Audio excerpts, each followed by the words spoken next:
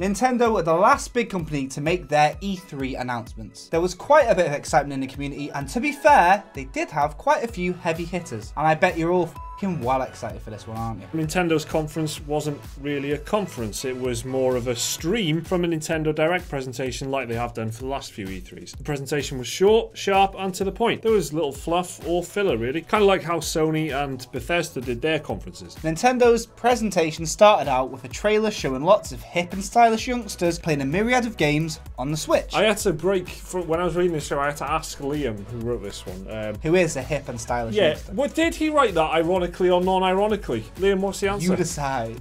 I rest assured it's ironic.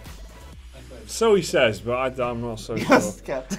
It was followed up by a brief introduction from Nintendo of America President Reggie Fils-Aimé talking about how games at their core need to be fun and should be a journey, and the Switch is how you'll go on that journey. After those very inspiring words, the presentation continued with a trailer for Xenoblade Chronicles 2, a sequel to the original back on the Wii. It looked a lot more anime-ish than the last two Xenoblade games, but the visuals were rather impressive considering the humble power of the Switch. This was followed up with the announcement of a new Kirby game for the Switch, which showed off what looks like co-op gameplay and combination powers, which lets Kirby combine different abilities together. Shinya Takahashi, Nintendo General Manager, appeared to talk about the success of the Switch and how gamers have embraced the system's many different capabilities. Takahashi then promised that there would be many third-party multiplayer games coming to the Switch before teasing a special announcement. Tsunekazu Ishihara from the Pokemon Company appeared to confirm that a core Pokemon RPG was in development for the Nintendo Switch, but he did warn that it may not release for another year. Takahashi reappeared to say he was excited to see Pokemon on the Switch, before saying most of the games they will show off at E3 or on the Nintendo Treehouse would be released in 2017. Now what happened next was probably one of the biggest moments at E3 so far. Whether you like it or not. There was a brief teaser for Metroid Prime 4. That was Metroid Prime 4, which confirmed that it was in development for the Nintendo Switch. Nothing else was said about Metroid Prime 4, but it didn't stop most of the gaming community collectively losing their minds. I know a lot of you watching aren't big fans of Nintendo, because if you were, by all of the stuff we've said about them, you've probably gone by now. Yeah. You're probably more into other things, but we can't ignore it. We've tried to cover every conference, even Ubisoft and EA, so why not Nintendo?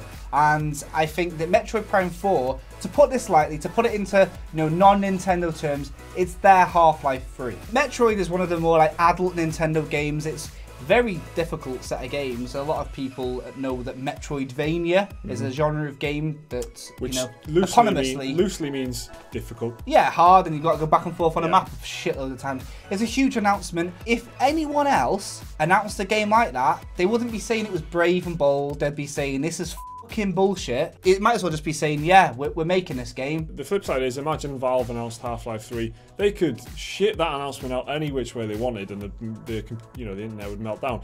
Red Dead Redemption 2, that wasn't even an announcement for ages. It was like a red colour with a logo, and everyone was losing their minds because it was Red Dead Redemption 2. It's just a marketing tactic, I guess, isn't it? Letting people know that they're working on something like that is overall a good move for them, I reckon. Just because they don't want people selling off their Switches on eBay and shit like that already. They just want to keep those people playing, to keep them hanging onto their systems. And another thing that needs to be brought up is the fact that Nintendo, before Metroid overshadowed everything, they announced a core RPG for the Switch. People have wanted this since the Nintendo 64, since Pokemon Snap and Pokemon Stadium. People have been requesting this for well over 2 decades now, and it's finally in the works. So how do you top the Metroid Prime 4 announcement? Well, they couldn't really, but they continued the presentation anyway. Nintendo also showed some gameplay for the new Yoshi game, which struck a resemblance to Tearaway with its paper and cardboard art style. It appears that Yoshi 2018's main gimmick is the ability to switch between the foreground and the background to solve puzzles and navigate the game's environments. Yoshi was followed by a very, very cheesy trailer for the Fire Emblem / Dynasty Warriors mashup, aptly titled Fire Emblem Warriors. Who thought of that? What we saw was a lot of talk about the power of friendship and how friends can solve all the world's problems. There wasn't any gameplay. just cinematic cutscenes, but it's safe to assume that this game will play like all the other Dynasty Warriors games, but with a slight strategic twist because of the Fire Emblem connection. Eiji Onuma, series producer for Zelda, appeared on stream to talk about the Breath of the Wild's upcoming expansion pass content and Zelda gear in the Switch port of Skyrim. Onuma also teased more story content based on the 4 champions from the game and that they would all be getting amiibo figurines. Reggie came back to announce that there would be Splatoon 2 and ARMS tournaments at E3 for the public to compete in. We then saw a bit more of Mario and Rabbids Kingdom Battle and Rocket League, which will be coming to the Switch with cross-play support and exclusive customization items. The presentation came to an end with a look at some gameplay for Super Mario Odyssey, which showed Mario platforming around some varied environments and taking control of various NPCs, which all have unique abilities. The presentation ended with a release date of the 27th of November 2017 for Super Mario Odyssey before coming to a quiet close. So all in all, that was kind of E3 done right. They announced new stuff, which is a big tick for me, and also the fact that they did it in a fairly understated way, but with plenty of respect for what they were doing. They weren't, they weren't like, here it is. They were just, coolly going through all the stuff they had in the pipeline. It was a nice, easy to watch presentation. It was only 25 minutes, yeah, nice which pace, is breezing through stuff very quickly. I mean, that did mean you didn't get like very extended looks at games, and considering they don't really do E3, they certainly have the impression this year. People that have bought their Switch are kind of twiddling their thumbs. They're bored of Breath of the Wild. Not playing a game, Kart just 8. like... Yeah, exactly. That's what I mean. There's a lot of games that have been pushed coming out for the Switch, and just as we expected, around Christmas time, and of course we've got the big Super Mario game, which is it's going down a storm. People are really looking forward to it by what the internet's been saying. It looks like a fully fleshed out Mario game, like what you'd expect, like what they did with the GameCube and the N64. So it's nice to see the Switch getting the same 3D Mario platforming treatment. I really like that. Overall, the consensus in the community is that Nintendo had actually one of the strongest showings at E3, which again, for a company that doesn't really do E3, is pretty good.